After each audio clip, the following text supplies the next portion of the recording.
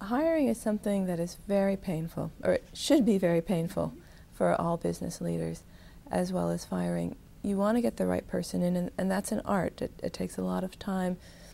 The right types of questions, the right types of interviews, take your time. I'm going to focus a little bit more on the firing because people don't talk about this very much.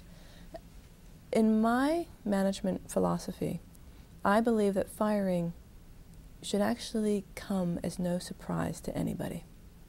That if you have done your job properly, everybody knows what is going to be happening.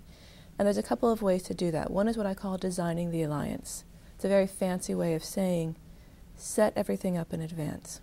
When you hire a new employee, make it very clear what your expectations are, what their role is, how do they work, what is their Myers-Briggs, what is their DISC, how do they communicate best, how do they learn best.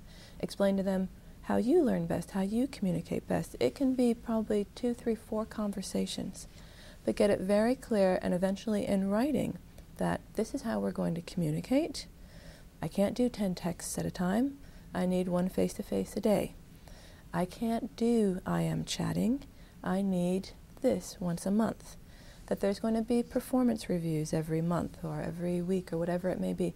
Have all of that in writing up front so that it's very clear, and then use that every month for an assessment. How are we doing on the communication? Oh, you know what, we're slipping a little bit. How are we doing on this? You know what, that's not going out so well. That's going great. And document everything. Gen Y especially need constant feedback.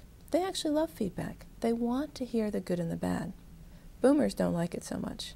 Boomers are often afraid to give the good and the bad. It's not necessarily the best business principle, because if you don't give it, people don't know where they stand. So if you have designed the alliance, if you're having regular meetings, if you're referring to the alliance and you're giving good feedback and documenting everything, if you do have to fire someone, it's not a surprise. And that is the humane way to do it, with dignity.